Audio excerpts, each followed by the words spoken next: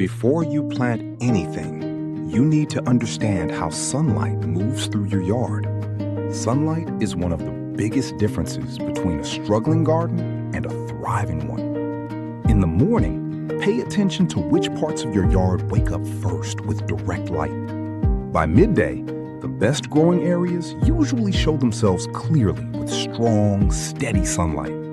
In the afternoon, shadows grow longer, helping you see which areas lose light too early.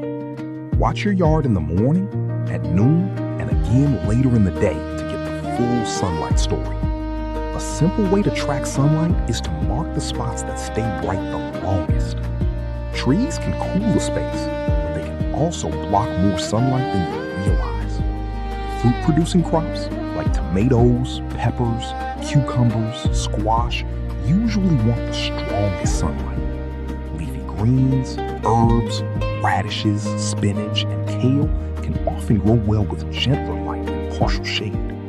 A little planning helps you match the right crops to the right location before you waste time or money. One advantage of containers is flexibility. If the light is wrong, you can move the garden. Place your raised bed where the sunlight works for you, not against you.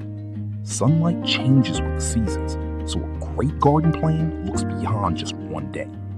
Find the light first, and you give your garden the best possible start.